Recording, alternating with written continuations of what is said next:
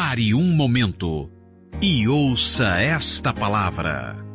Pare o que você está fazendo, pois esta palavra pode curar, transformar, restaurar e edificar a sua vida.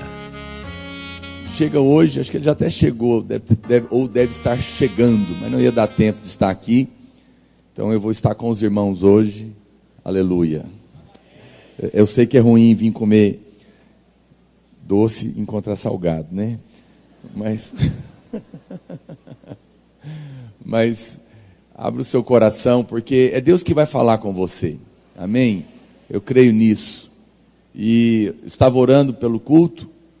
Ontem ele me ligou, né? Pedindo para eu falar no lugar dele. Eu estava falando isso para Deus. Nós não temos interesse, não estamos aqui para entreter os irmãos. O nosso encargo não é de trazer algo curioso da palavra de Deus ao falar do fim dos tempos. Mas nós queremos, e nem colocar medo no seu coração. O nosso encargo, o nosso desejo também não é ministrar para os irmãos algo confuso, difícil, ou supostamente profundo, não é? Que parece algo interessante, mas é de fato despertar no seu coração um temor, um posicionamento para responder a Deus nesse tempo tão profético, tão poderoso. Amém? E é isso que a gente vai fazer daqui a pouco. Eu quero primeiro orar pelos pedidos de oração. Acho que tem um pedido aqui também. Vou pedir para você ficar de pé só mais uma vez, por favor.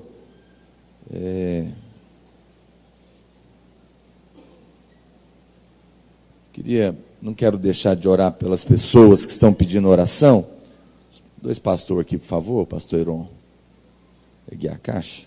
Quero colocar a vida da dona Maria Alves, Bahia, está com câncer na perna, e por todas as pessoas que estão pedindo oração. Nós cremos no milagre, amém? Cremos na oração da igreja. Estende as suas mãos para cá, ore com amor por estas pessoas. Pai, nós colocamos a vida da dona Maria Alves diante do Senhor, e cada pessoa aqui representada, e ordenamos ao espírito da enfermidade, ao espírito da morte, caia por terra agora, na autoridade, no poder do nome de Jesus. Ministramos a tua cura, a tua libertação e o teu poder, em nome de Jesus. Amém. Amém. Os irmãos podem se assentar. Ontem nós tivemos a primeira calourada universitária, onde nós lançamos oficialmente o projeto dos radicais livres nas escolas e universidades de Goiânia. Projeto que a gente começou a organizar desde o mês de dezembro, mapeando todos os nossos jovens, onde eles estudam, nas escolas, universidades, sabendo o período, o horário onde eles estudam, e destacamos pastores de jovens de todos os prédios, todas as redes. Hoje nós temos um obreiro que é exclusivo para tomar conta desse trabalho, ele não tem rede aqui local, tá, por conta do todo o trabalho. E ontem nós nem havíamos ainda começado esse trabalho oficialmente, já tínhamos mais de 100 células espontâneas abertas. Nós temos jovens estudando em mais de 260 instituições de ensino diferentes. E agora nós já mapeamos, estabelecemos os discipulados, e nós vamos abrir muitas células, muitas escolas. E algo incrível, irmão, está acontecendo. Deus está realmente trazendo um mover tremendo nas escolas. Eu sei que isso é uma resposta de Deus a todo o ataque que nós estamos vendo às escolas. Os irmãos têm acompanhado essa questão das ideologias, né, da ideologia de gênero que tem sido colocado no material escolar infantil de uma maneira ilegal. O Ministério da Educação tem feito isso, nós temos combatido isso, e eu quero inclusive aproveitar e dizer para você sobre esse primeiro encontro nacional de educadores cristãos. Você que é pai, não deixe de vir ouvir a Marisa Lobo, a psicóloga, o Dr. Guilherme Shelby, os pastores que vão ministrar. É um momento tão importante, é a vida do seu filho, Nós precisamos saber, estar preparados para combater essas mentiras do diabo. Toda a programação está na revista. Dê uma conferida, programe, chame o seu marido, sua esposa, venha. Vai ser muito importante, vai ser realmente algo de alto nível e muito instrutivo, né? E a gente vê todo esse levante do diabo, e aí a gente entende como Deus está abrindo portas. Muitas diretoras estão clamando a Deus. Só para os irmãos terem uma ideia, uma escola pediu a um irmão da igreja para ir lá, e quando ele chegou lá, a diretora disse para ele nem estuda lá. Não, por favor, me ajuda aqui. Ele falou, não, a gente pode abrir uma célula, você me dá aí 15 minutos no recreio. Ela falou, não, eu vou te dar uma aula inteira por semana, em todas as salas. E esse irmão abriu 17 células, em todas as salas de aula nessa escola, já tem reunido 500 pessoas. Um irmão, e nem lá estuda. Nós estivemos, é verdade, enquanto eu falo aqui, os irmãos que quiserem comprar o livro do jejum, pode ficar de pé, R$15, você pode comprar o livro do jejum do pastor Aloísio, 21 dias no tempo do fim, para você acompanhar. Os pastores podem ir até os irmãos enquanto eu vou falando. E outras, aqui mesmo perto, nós abrimos células de criança, e a diretora pediu, né, as irmãs estiveram lá ministrando nas salas de aula com as crianças, muito tocante, e aí ela falou, olha, mas eu quero que vocês abram também todos os períodos, dos jovens e os adultos também. Então nós abrimos célula de manhã, de tarde à noite. E é algo realmente que está acontecendo. Esse projeto é um projeto que está sendo lançado no Brasil inteiro. Estava ouvindo um testemunho de um irmão, eles foram abrir uma célula, a diretora permitiu nas salas, e tinha uma sala que, olha para cá só um minutinho, tinha uma sala que a diretora falou, e ela foi em todas elas com eles, e aí ela falou, mas tem uma sala que eu não vou entrar não, essa sala, eu já vou avisar logo, vocês se preparem, porque lá é barra pesada, e eu não vou entrar lá com vocês, e se vocês quiserem entrar. E eles falaram, tá bom. E eles entraram, e ele disse que a hora que ele entrou, realmente, os meninos, assim, xingando, jogando papel, fazendo críticas, e eles começaram a falar, imediatamente, um que é o líder da turma, assim, tirou o chapéu, o boné, e começou a passar e fazer zombaria. E falou, ei pessoal, vamos tirar a oferta para o pastor aí. E os irmãos disseram que ficaram muito constrangidos, não era pastor. E ele disse que orou. Ele falou, Deus, nós não vamos ser envergonhados aqui. E esse rapaz, que era o comandante da sala, uma sala muito envolvido com droga, muita coisa. E ele disse que Deus deu uma palavra de conhecimento para ele a respeito daquele rapaz que era o líder.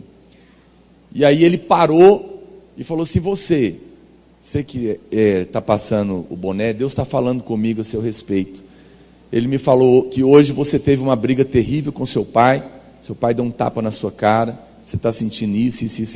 O rapaz desabou, começou a chorar, e a sala inteira que era coordenada por ele, então se abriu, e ali um grande mover de Deus aconteceu. Coisas tremendas, irmãos, e eu estou te contando isso porque às vezes você não sabe, é importante você saber, e nós vamos com certeza ganhar milhares de jovens em todo o Brasil, projeto tremendo. Se o seu filho não estiver participando, manda procurar o pastor da rede, ou nos procure, tem um site no ar, nós estamos fazendo treinamentos a respeito da defesa da fé, né, debatendo a respeito de todos esses assuntos do ateísmo, do marxismo, preparando os nossos jovens. Vamos ter encontros só para escolas e universitários, vamos ter cultos especiais com eles, vai ser realmente um tempo muito poderoso, amém? Outra coisa, irmãos, hoje nós estamos tendo no Brasil aí muitas manifestações, já oramos, estava vendo algumas imagens, realmente muita gente na rua.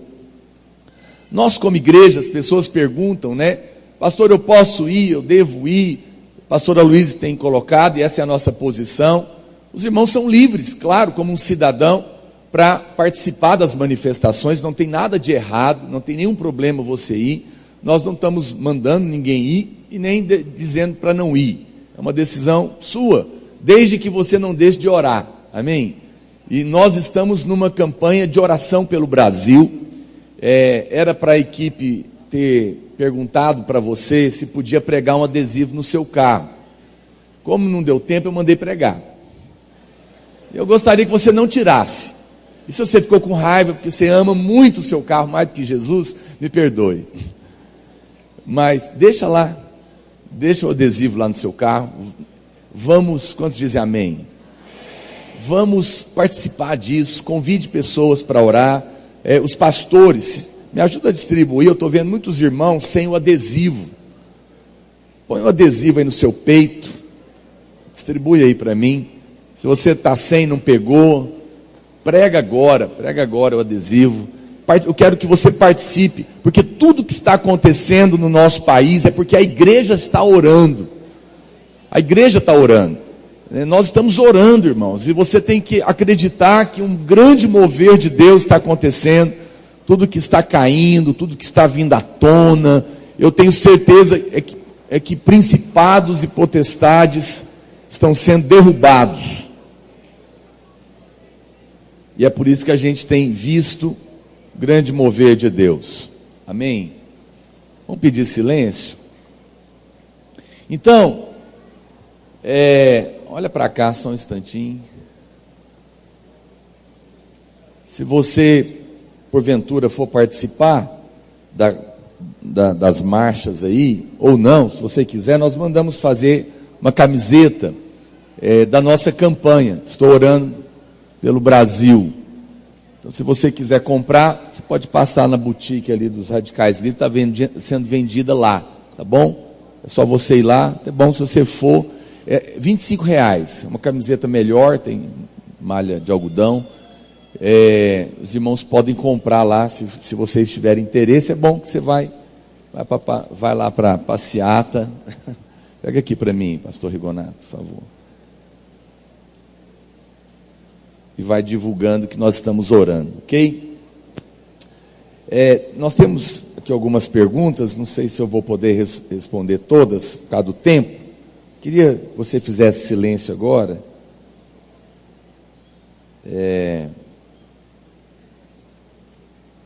Bom, aqui algumas reclamações.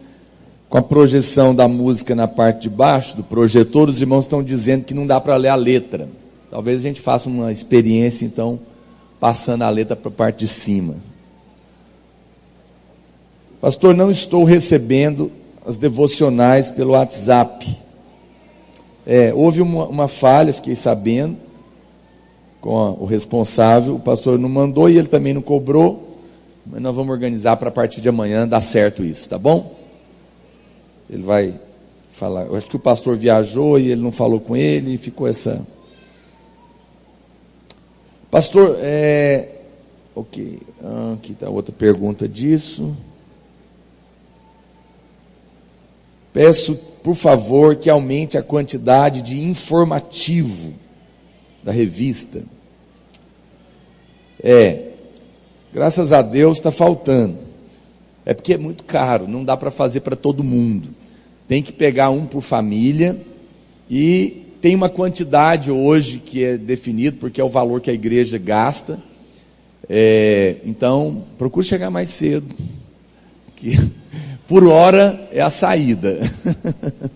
Você vai pegar vaga no estacionamento e vai conseguir informativo.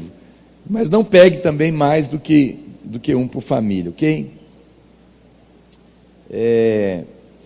Pastor, sempre se ouviu falar sobre o juízo final, ou julgamento. Esclareça uma dúvida.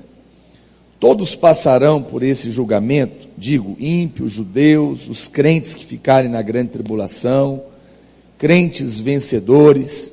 Afinal, para quem é destinado o juízo de Deus? Seremos cobrados pelas obras de nossas mãos? Então, nós vamos falar disso hoje, quando nós falarmos da última semana da profecia das 70 semanas de Daniel. E você vai ver que o finalzinho dela, os 3 anos e meio antes, é o juízo final, é a grande tribulação. Nós temos ensinado, no domingo passado, o pastor Luiz ainda comentou, que quem vai estar aí são as pessoas que não nasceram de novo, né, não se converteram, inclusive os judeus também, que não aceitaram Jesus, e os crentes que não eram vencedores na ocasião do arrebatamento, que vai acontecer antes da grande tribulação. Eles vão, e estiverem vivos, eles vão ficar também. Mas os crentes, existe uma diferença entre a perseguição de Satanás, nessa grande tribulação, da ira do diabo, e o juízo de Deus. A Bíblia fala que Cristo já levou toda a condenação, todo o juízo. Então, os crentes salvos que ficaram na grande tribulação não vão sofrer o juízo de Deus, mas vão sofrer a terrível perseguição de Satanás. Os demais, que não são crentes, vão sofrer o juízo de Deus. Ok? A gente vai explicar isso melhor na palavra.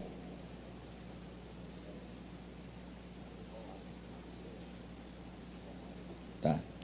A gente já colou nos carros. Se mais algum irmão quiser, às vezes você tem outro carro, a gente já colou no seu carro.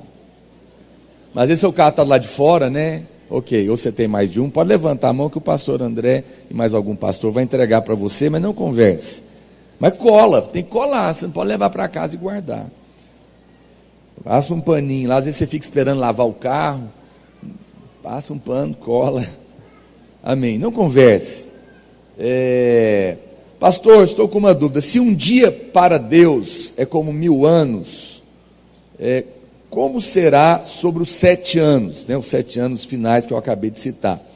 Um dia para Deus é como 1000 anos para nós? Para Deus e para nós a contagem de anos é a mesma? Não. Diante de Deus, quando nós falamos, né, que para Deus um dia é como 1000 anos, é uma coisa, porque a Bíblia existem partes proféticas e partes literais. Quando nós estamos falando dos dias do fim, do juízo final, esses dias são literais. Então são 7 anos mesmo, que será os últimos 7 anos da profecia, e onde na metade vai acontecer a grande tribulação. Então, para Deus, são dias para você entender que são alegóricos. Pastor, crendo na eleição, é possível que alguém foi condenado ao inferno tenha um destino diferente? Não. Se ele está eleito, Deus vai levantar pessoas para orar, pregar o evangelho, e ele vai se converter, ele não vai para o inferno, porque quem foi para o inferno, não tem jeito. Pastor, o Senhor nos falou em uma das pregações, com certeza não fui eu, foi o pastor Aloysio, do tempo do fim, que Satanás pode se transformar em anjo de luz. Que texto é este que o Senhor se baseia ou que a palavra afirma? É 2 Coríntios capítulo 11, verso 14, ok? 2 Coríntios 11, 14. E como é isso? Como acontece? Como posso discernir? A Bíblia fala, está lá, ó. E não é de admirar, porque o próprio Satanás se transforma em anjo de luz. Não é muito, pois, que os seus próprios ministros se transformem em ministros de justiça, e o fim deles será conforme as suas obras. O que a Bíblia está dizendo é que o diabo, ele é o mestre do engano, e ele se disfarça para te enganar. Não é que o diabo vai aparecer necessariamente para você, e você precisa ficar atento. Qual que é a maneira de você não cair no engano do diabo?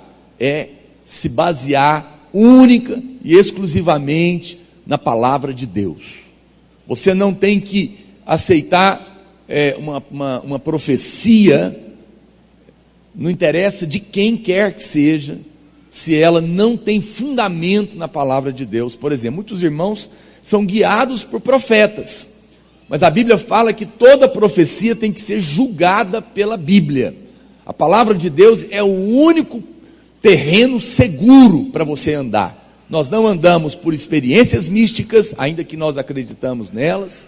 Nós não andamos porque um profeta falou. Em primeiro lugar, nós andamos com base exclusivamente na palavra de Deus, E todas as coisas têm que passar por ela. A Bíblia diz que se um anjo aparecer para você e falar qualquer coisa que esteja fora da Bíblia, pode expulsar, que é demônio. Seja anátema. Pastor, Apocalipse 2,17 diz que tem um novo nome a ser revelado, com a pedrinha branca. É o nome de quem? Do escritor, de Deus, ou o nome do céu de quem crê? É o seu novo nome. A Bíblia diz, é o novo nome do vencedor. Você vai receber um novo nome, você não vai mais chamar Jacó. Deus vai mudar o seu nome. Vou pegar um chiclete no meu pé. É o novo nome que você vai receber diante de Deus. Isso é maravilhoso, amém? O nome Jerusalém em Apocalipse é uma mulher literal ou é alegórico? A Bíblia fala da nova Jerusalém que desce do céu, né? É a igreja. Obviamente é uma alegoria, não é uma mulher que vai aparecer lá não. O nome Jeová e o nome de Cristo ou Deus Pai? Jeová é o eu sou o Salvador, então se refere a Jesus.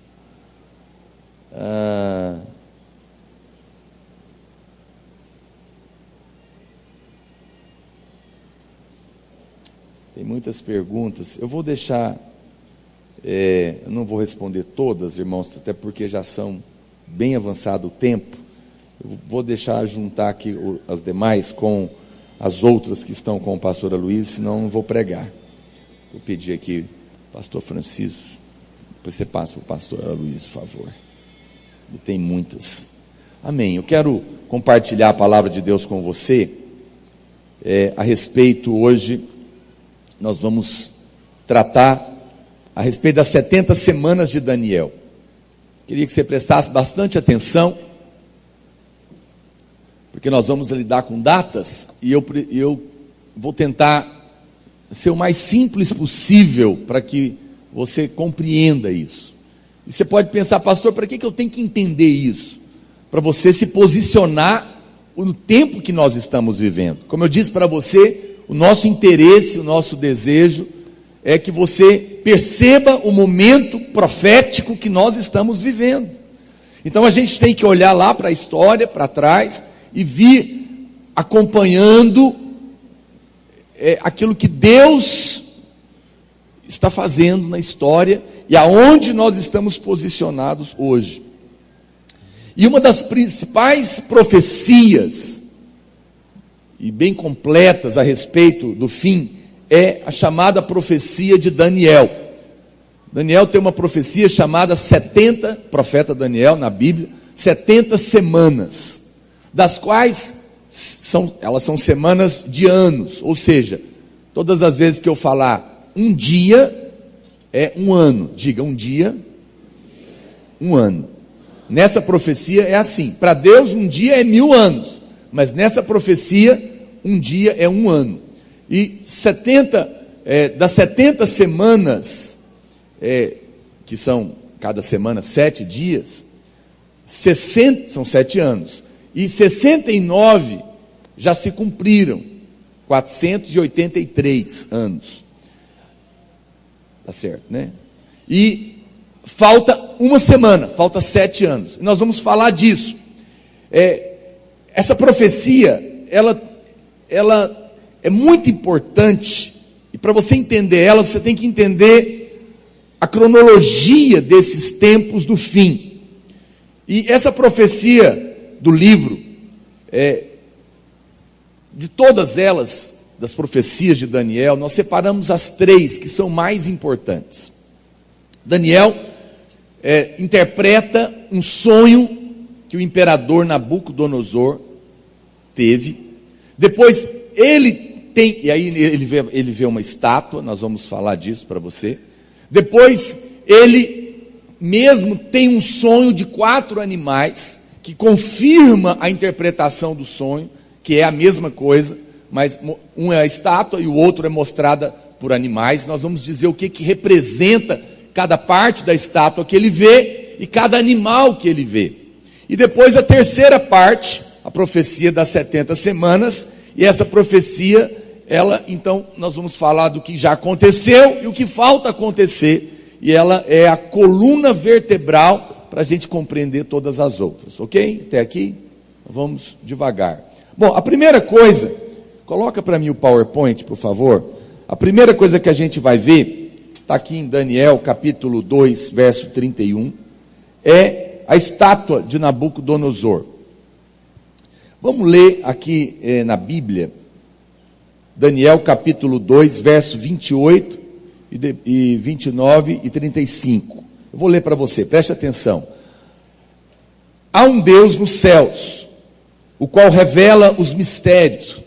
Ele fez saber ao rei Nabucodonosor o que há de ser nos últimos dias.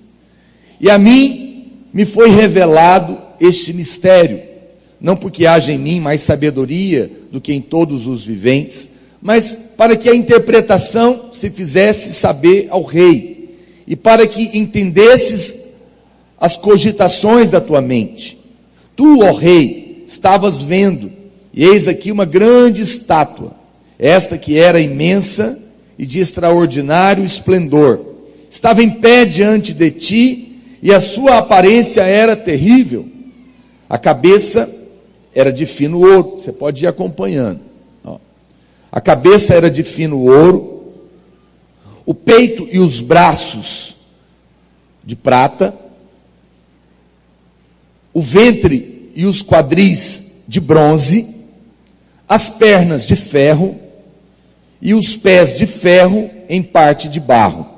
Então, essas são as 4 partes que o rei tinha sonhado dessa estátua.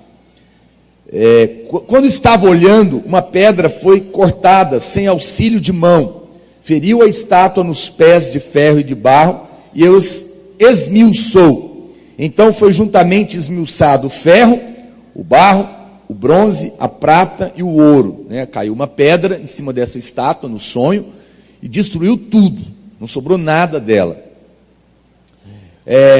Os quais se fizeram como a palha das eiras do estio, e o vento os levou, e deles não se viram mais vestígios. Mas a pedra que feriu a estátua se tornou em grande montanha, que encheu toda a terra, que é Cristo que vai vir e vai esmagar. Essa estátua, segundo as medidas, ela tinha 31 metros de altura, então era uma visão de um negócio enorme, só por curiosidade. E para a gente entender, então, vamos caminhar. O povo de Israel, nessa altura, onde que Daniel estava? Ele estava cativo lá em Babilônia. Isso aconteceu no ano 586 antes de Cristo. 586 antes de Cristo, a nação de Israel estava cativa lá em Babilônia. E Babilônia era o nome do império daquela época, e também era o nome da capital.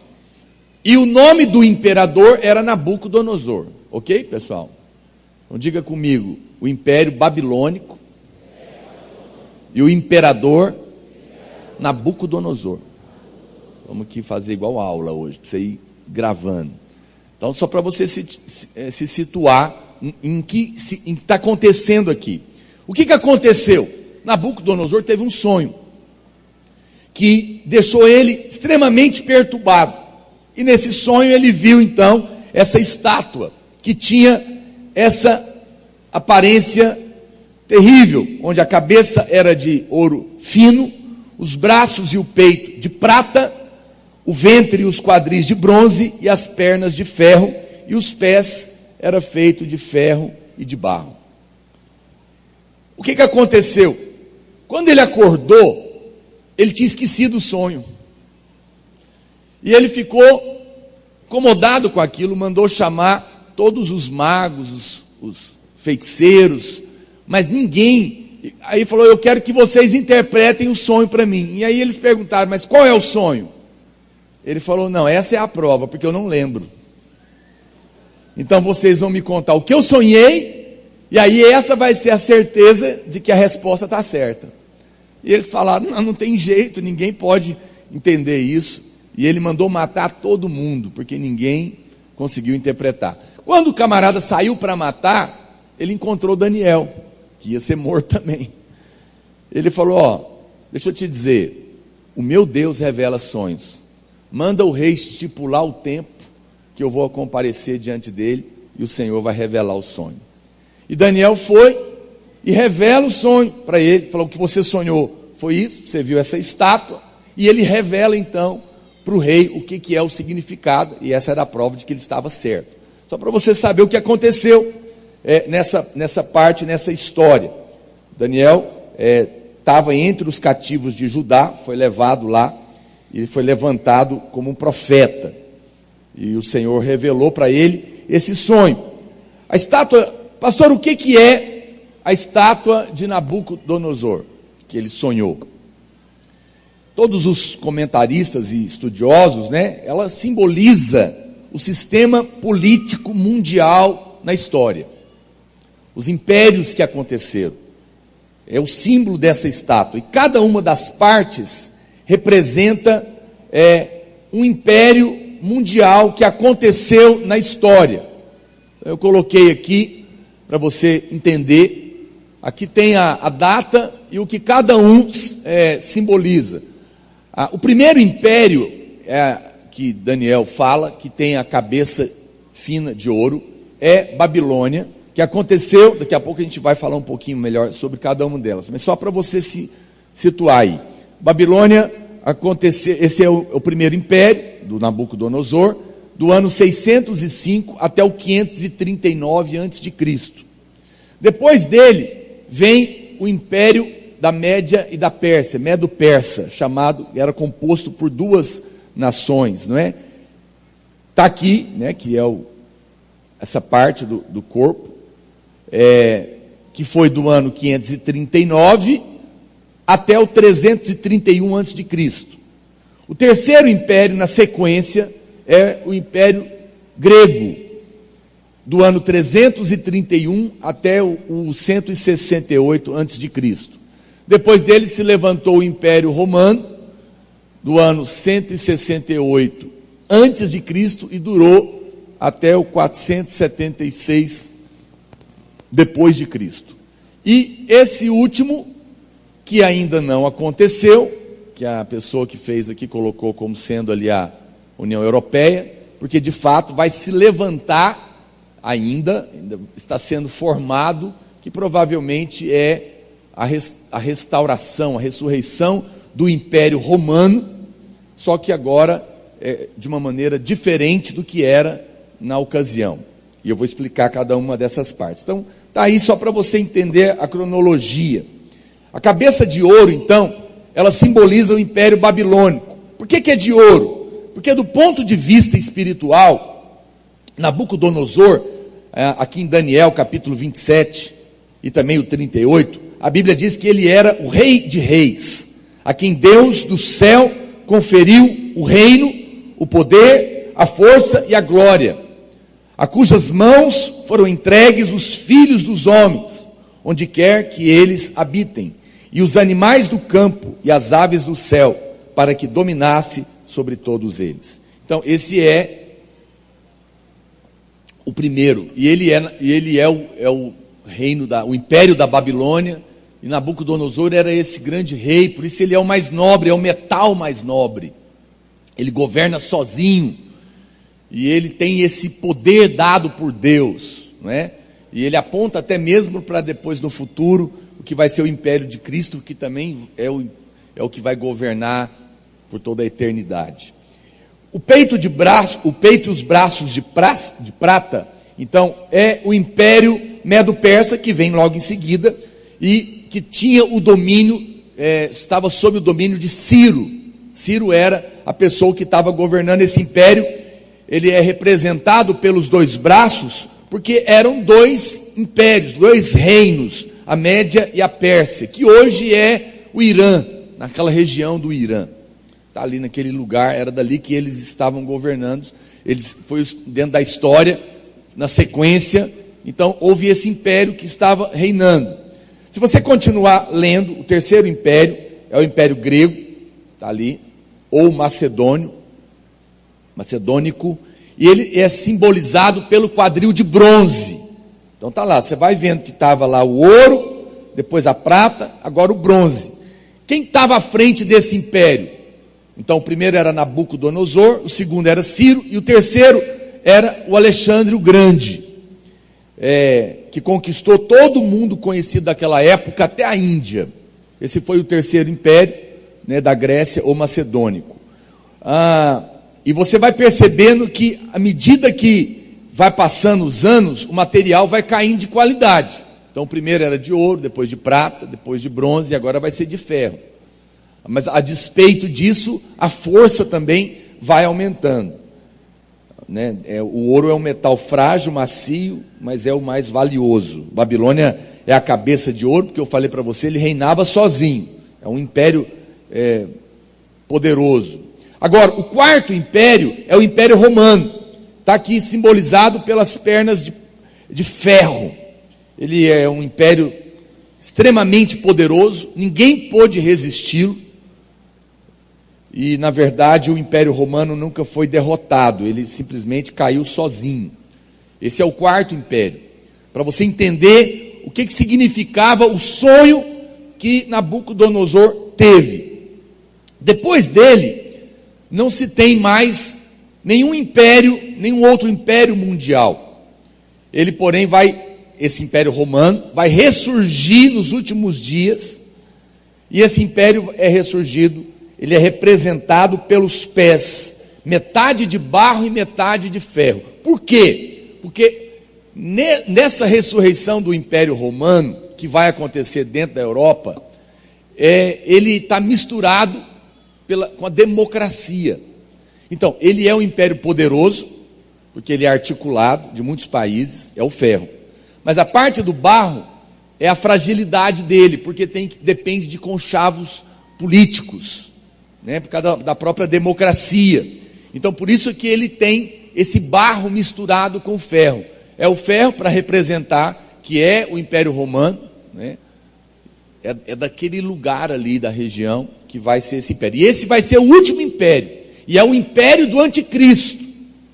E é por isso que a Bíblia diz que a pedra que cai, que é Cristo, cai em cima dele, porque o Senhor vai destruir todas as coisas, vai cair em cima do império do anticristo. O anticristo vai governar durante a grande tribulação, a partir desse império ressurgido, e que Daniel interpretou aqui no sonho de Nabucodonosor.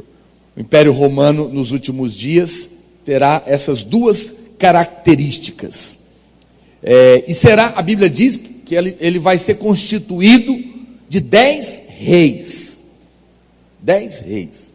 Então, você está vendo aí que existe uma movimentação, isso é um sinal, porque os irmãos sabem, eu não sei, eu não tenho aqui a data, alguém pode me ajudar, de quando começou esses acordos do mercado comum europeu, dessa União Europeia, alguém sabe me dizer? Mas enfim, é recente. E essa União Europeia, vocês estão acompanhando, quando você vê na história, você vê que ora entra país, ora sai país, isso está se movimentando ainda. Mas a Bíblia fala que no final vai ser a união de 10 países. E a Bíblia claramente, você vê que coisa, né? Há tantos mil anos atrás, Daniel já estava vendo isso. E essa é o último reino, e ele está sendo organizado, está aí nos nossos dias acontecendo. Ele é o império do anticristo, e a grande pedra que é Jesus, a rocha dos séculos, cai sobre ele, e a Bíblia fala que esse reino vai se tornar uma grande montanha que enche toda a terra. Ou seja, isso prova que Jesus vem nessa época, ele volta nos dias desse império, porque ele é a pedra, e o seu reino, a montanha que encherá toda a terra. A Bíblia fala que quando a pedra cair, a estátua todinha foi destruída, e dela não vai sobrar nenhum vestígio. Ou seja, quando o reino de Cristo vier, todos os impérios terão passado, e não vai haver mais nem lembrança deles, porque o Senhor vai governar soberanamente. Ou seja, é outra dispensação na história. Não vai ter outros impérios mais. Porque agora o império soberano do Senhor será estabelecido. Ok? Até aqui. Tá ok, irmãos? Só para você ter uma noção. Bem, aí Daniel, no capítulo 7, ele tem outra... Agora ele tem um sonho. Põe lá na Bíblia. Daniel capítulo 7, verso 1. O sonho dele é apenas agora, você vai ver, a confirmação da estátua, só que agora com animais. No primeiro ano de Belsazar, o rei de Babilônia, teve Daniel um sonho. Ele é que está sonhando. E visões ante seus olhos, quando estava no seu leito. Escreveu logo o sonho e relatou a suma de todas as coisas. Falou Daniel e disse: eu estava olhando durante a minha visão da noite, e eis que os 4 ventos do céu agitavam o grande mar. 4 animais grandes, diferentes uns dos outros, subiam do mar. O primeiro era como o leão, e tinha asas de águia. Enquanto eu olhava, foram-lhe arrancadas as asas. Foi levantado da terra e posto em 2 pés como homem, e lhe foi dada mente de homem. Só até aí. Daniel então agora tem um sonho, pode voltar lá para o PowerPoint, e ele vai ver 4 animais. Eu não sei se está dando para os irmãos verem, tem um outro aqui, eu vou deixar aqui, porque eles representam as 4 partes da estátua. Nós vamos falar um pouquinho de cada um. O primeiro animal é o leão, depois é o urso, que tem umas costelas saindo da boca, depois o leopardo, e o último é uma besta. E cada um está ligado a uma parte da estátua. É uma confirmação do sonho que ele interpretou de Nabucodonosor. É a mesma coisa. É apenas um segundo sonho. É apenas uma confirmação.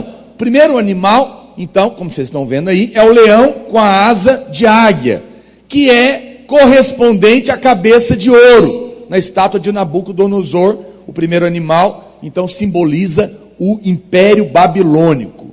O símbolo de Nabucodonosor, interessantemente, era um leão com asas. Não é impressionante isso? Que são as 2 feras mais poderosas do ar e da terra. Porque de fato era algo poderoso. Um leão com asas de águia é algo poderoso. A maior ave de rapina e o maior dos animais unido num só. Depois a Bíblia fala que ele viu um urso. No verso 5 diz: continuei olhando, e eis aqui o segundo animal, semelhante a um urso, o qual se levantou sobre um dos seus lados. Na boca, entre os dentes, trazia 3 costelas. Ele dizia: levanta-te, devora muita carne. Esse urso é o Império Medo-Persa. E a Bíblia fala que ele saiu do lado do leão, porque o Império Medo-Persa saiu do Império Babilônico. É uma sequência, e ele aponta para isso. Depois ele fala no verso 6 que ele viu o terceiro animal. Depois disso continuei olhando, e eis que o outro, semelhante a um leopardo, e tinha nas costas 4 asas de ave. Tinha também este animal 4 cabeças, e foi-lhe dado domínio. Quem é esse terceiro animal? É o Império Grego. A Bíblia fala que ele era um leopardo, que simboliza o Império Grego, que é a terceira parte da estátua. Então você está vendo que há uma conexão onde ele vai completando isso. Esse império, interessante, porque que os irmãos se lembram, ele era coordenado por Alexandre o Grande, mas o Alexandre ele morreu muito cedo, com 33 anos, e o império dele foi dividido entre os seus 4 principais generais: Ptolomeu, Seleuco, o Antipater e o Filetero. E é por isso que o leopardo tem 4 cabeças e 4 asas, porque foi dividido em 4 partes pelos generais de Alexandre o Grande. Então você vai vendo a profecia acontecer na história, porque isso tudo é para chegar aqui nesse final. E por fim, a Bíblia fala que ele vê, no verso 7, uma fera com 10 chifres e dente de ferro. Olha o que diz: depois disso, eu continuava olhando nas visões da noite, e eis aqui o quarto animal, terrível, espantoso, sobremodo forte, o qual tinha grandes dentes de ferro, e ele devorava e fazia em pedaços, e pisava aos pés o que sobejava. Era diferente de todos os animais que apareceram antes dele, e tinha 10 chifres. Esse era o Império Romano. O Império Romano foi algo diferente de todos os outros, e foi o mais poderoso deles. Ele é assustador. Daniel informa apenas que ele tem 10 chifres e dentes de ferro, e o ferro aqui é para associar com as pernas de ferro da estátua. Então está aí, são os 4 animais que ele vê, que correspondem às 4 partes da estátua, de tal maneira que elas estão confirmadas. Ok. Então a gente chega no final, na última parte, a parte mais importante. Ok, obrigado. A data do Mercado Comum Europeu foi em 1992, começou essa organização. E que em algum momento vai culminar no Império do Anticristo, que vai ressurgir daí. Bem, chega o momento então de Daniel, capítulo 9, verso 24, que Daniel agora vai falar da principal profecia. Eu quero que você preste bastante atenção. Antes de mais nada, é importante você lembrar e entender o contexto de Daniel, quando ele recebeu a profecia das 70 semanas. Naqueles dias, quando ele recebe essa profecia tão importante, certamente a profecia mais importante da Bíblia, chamada a profecia das 70 semanas de Daniel. Diga comigo, profecia das 70 semanas de Daniel. Guarde essa profecia, ela é uma profecia importantíssima. E a maior parte dela já se cumpriu. E nós estamos na beira da última semana.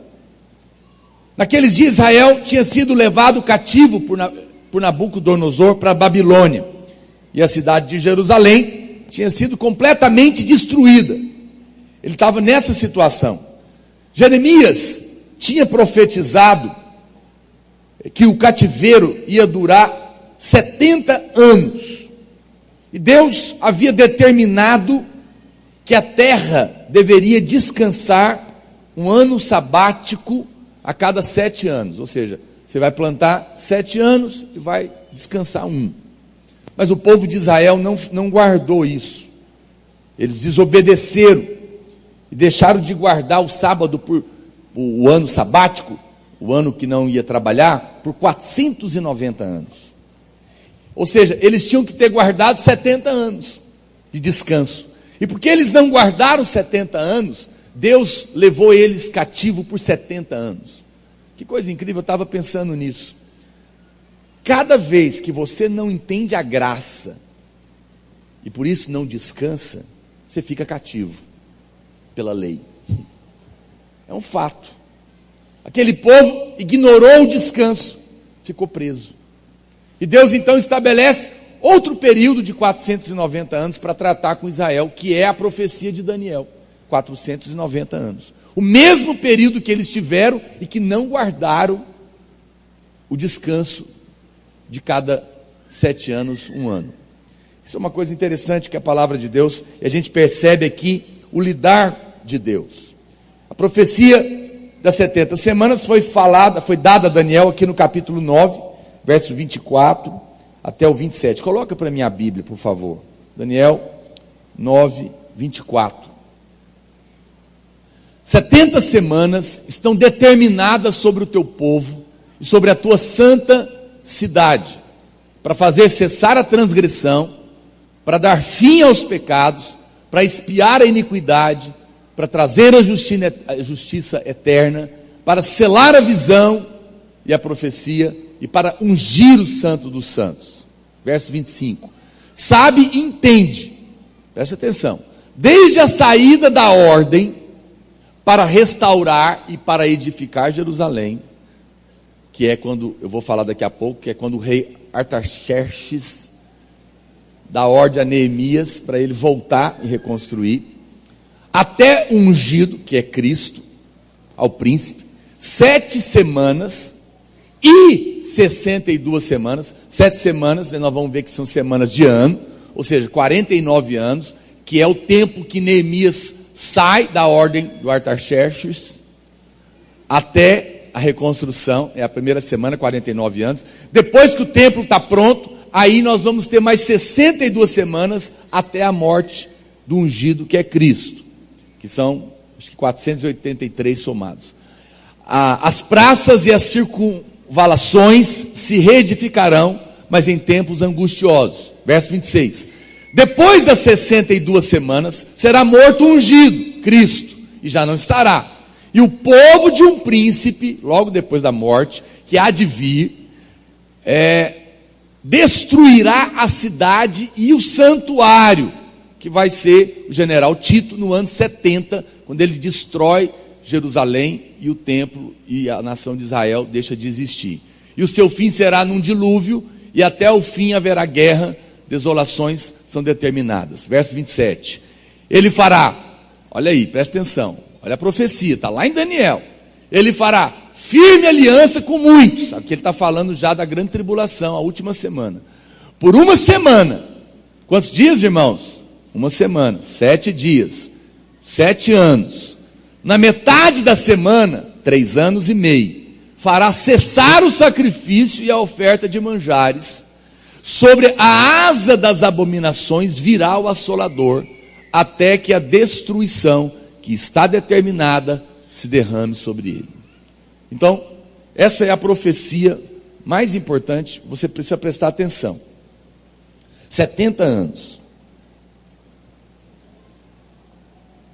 70 semanas de anos. Pastor, precisamos entender, como eu falei para você, que o povo que é mencionado aqui, e a nação que é mencionada aqui, é Israel. E a cidade santa é Jerusalém. Então tenha isso em mente. Está tratando de Israel e de Jerusalém, ok? Quando ele menciona essas duas coisas. E a profecia das 70 semanas foi dada nessa parte, como eu já te falei. O verso 24 diz que 70 semanas estão determinadas sobre o teu povo e sobre a tua santa cidade, ou seja, Israel e Jerusalém. Ok? Diga comigo, Israel é o povo e a cidade santa é Jerusalém. Daniel está falando disso aqui. Então, isso é uma parte importante. Em segundo lugar, nós precisamos determinar com base no que as semanas são semanas de anos ou semana de dias. No verso, no original, no hebraico, a palavra semana é Shabua, que significa 7. Ou seja, seriam 7 dias ou 7 anos.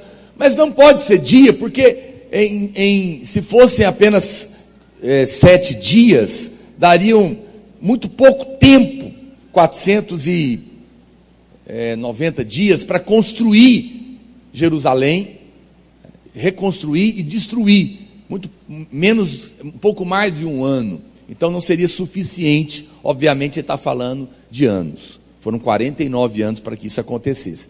Então, só para você entender que Daniel está falando das semanas de ano, ou seja, em cada dia é um ano. Então não resta dúvida que são semanas de anos, ok? Bom, depois no verso 24, nós lemos que existem 6 propósitos da visão das 70 semanas. Para que Deus estabeleceu isso? Para lidar com 6 coisas. Ele disse, para fazer cessar a transgressão, para dar fim aos pecados, para expiar a iniquidade, para trazer a justiça eterna. Creio que Cristo cumpriu essa parte.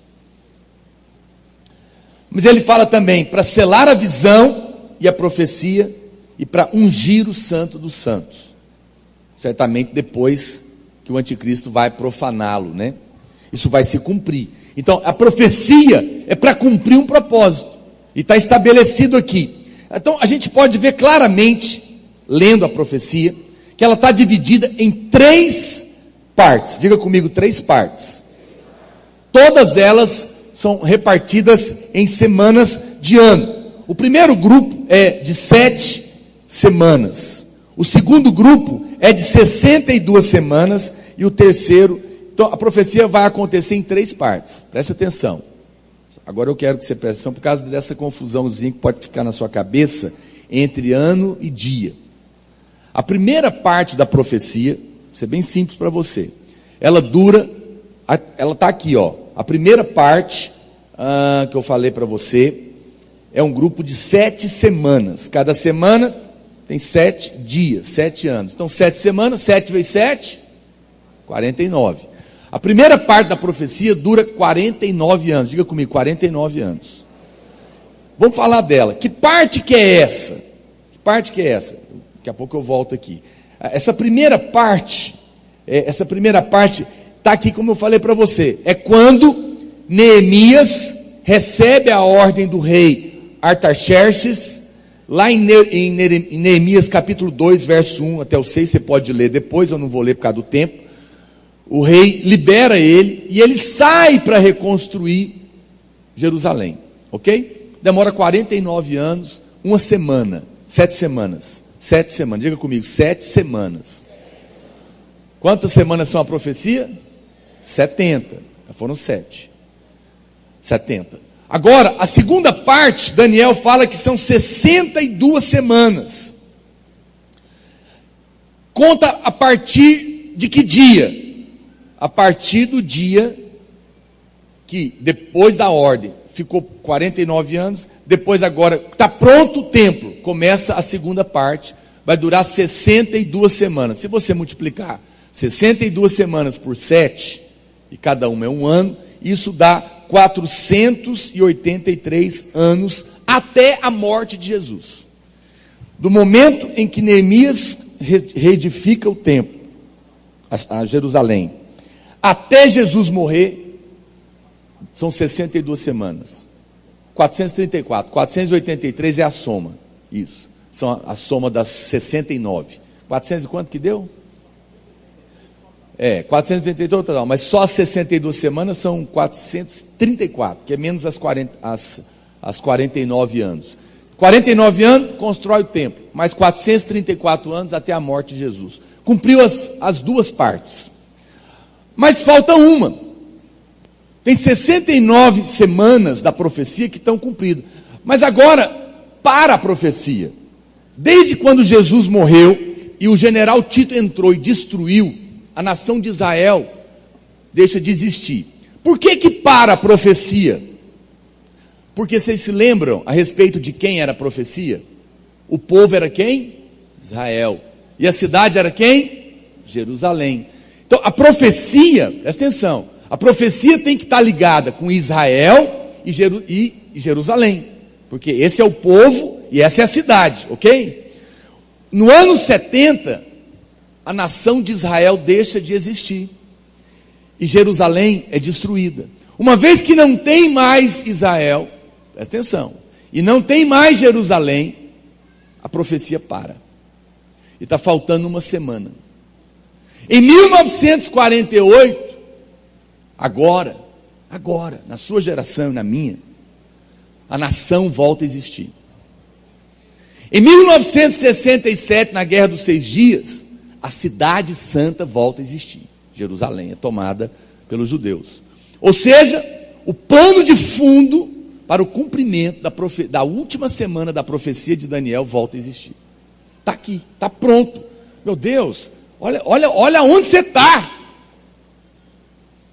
Olha a história da onde vem e aonde você caiu. Foi nascer logo agora, hein, irmãos?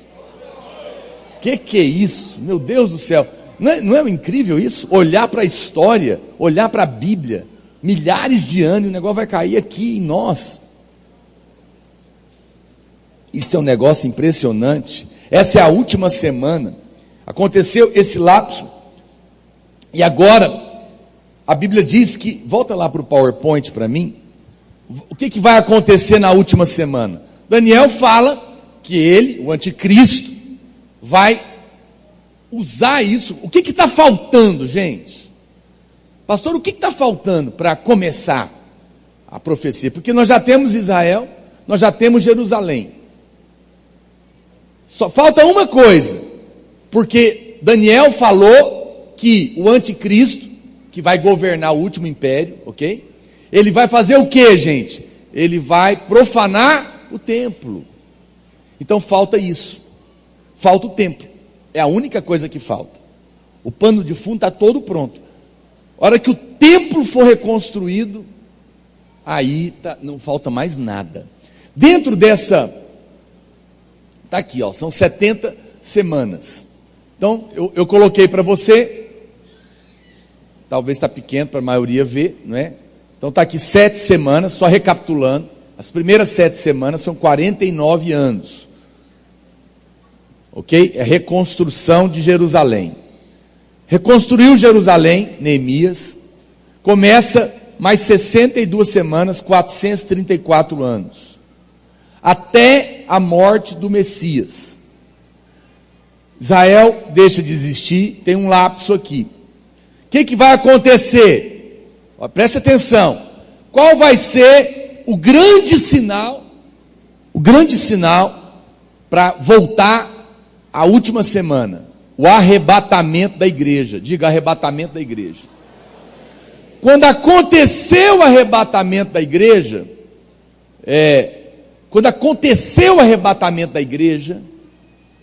a partir desse momento, a gente não sabe quanto tempo vai, se é imediatamente, se é um ano depois, o anticristo vai poder fazer a aliança, e começa a última semana, que dura 7 anos. Ele vai fazer uma aliança com Israel. Então está aqui o gráfico.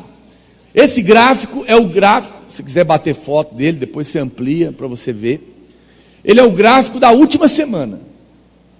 Está aqui, ó, arrebatamento da igreja. Diga comigo, arrebatamento da igreja. A qualquer momento o anticristo pode se manifestar. O templo vai, nesse período aí, vai ser reconstruído. O templo está reconstruído, o anticristo se manifesta e ele vai fazer um acordo com Israel por 7 anos. Quanto tempo, gente? 7 anos. Daniel falou, 7 anos é a última semana. É a semana da grande tribulação. No meio dessa semana, 3 anos e meio. Quantos anos? 3 anos e meio.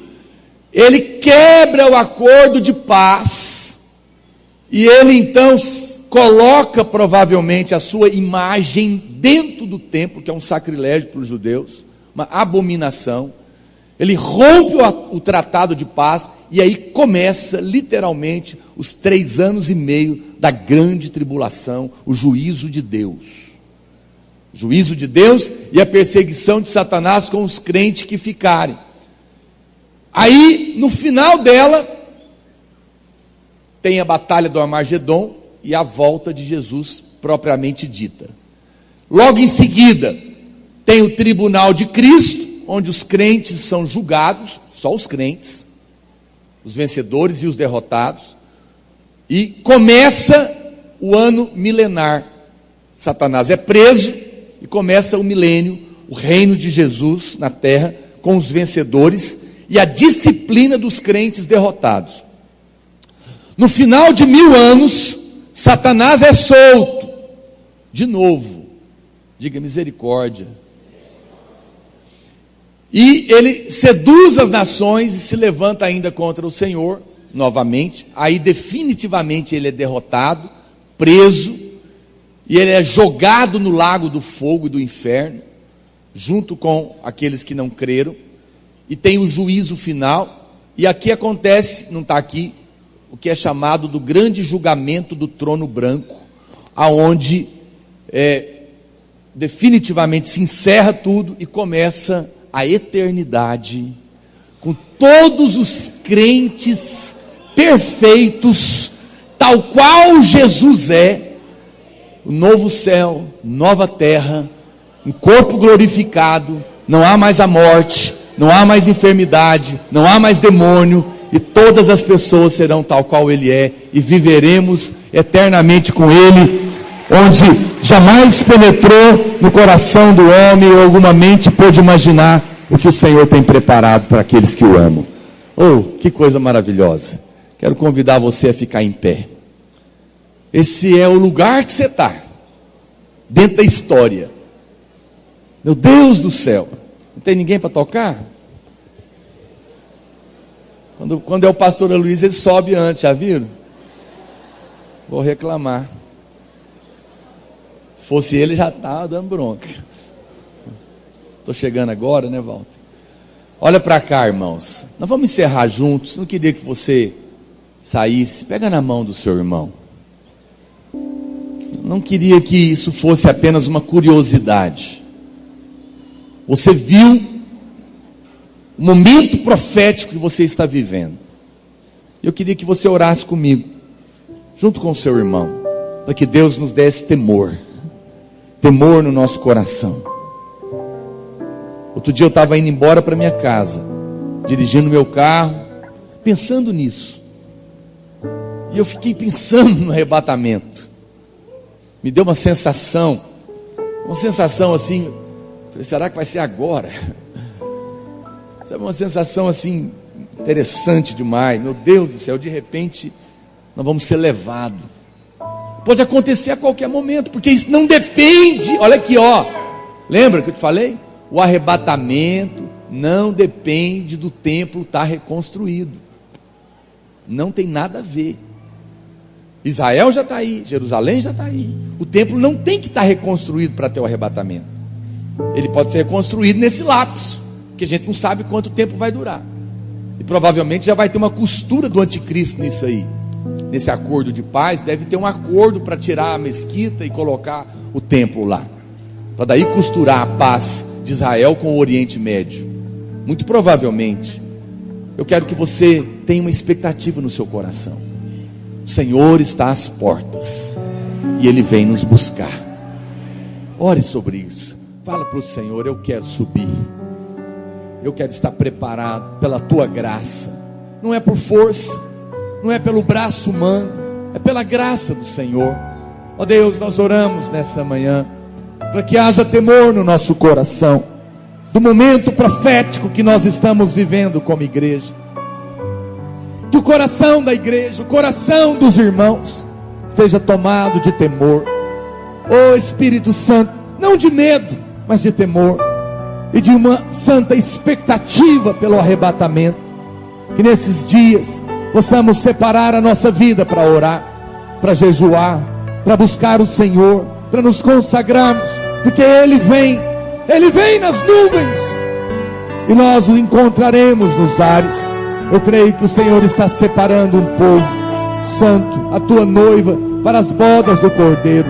Eu oro para que nessa manhã, o coração dos meus irmãos se encham dessa santa expectativa pelo arrebatamento. Nós não seremos vencedores pela força do nosso braço, mas por cremos na Tua justiça, por cremos na Tua graça, por dependermos e descansarmos no Senhor. Eu creio que um ano sabático está diante de nós. Creio que o dia do descanso está chegando, onde nós seremos levados para descansar, ó Deus, do pecado, do limite desta carne, desta casa, da opressão do inimigo. Nós seremos levados para a nossa casa de volta. Somos peregrinos nesta terra, estamos aqui de passagem. A nossa pátria é o céu. Maranata, ora vem, Senhor Jesus. Erga suas mãos para o alto, diga comigo: eu estou esperando o meu amado, e Ele vem nos ares para arrebatar a sua igreja de vencedores. E nesta manhã eu declaro que o meu coração lança fora todo medo, porque eu sei que pela graça de Deus, pela justiça de Cristo, eu posso crer e ser um vencedor, e ser tomado nos ares para o descanso dos braços do meu Pai. Seja muito mais edificado com as milhares de palavras que temos disponíveis para você. Entre em contato conosco e peça a sua. Entregamos também em sua casa ou trabalho. 3941-8852 e 9621-4531 ou no nosso e-mail ministériodapalavravideira@gmail.com.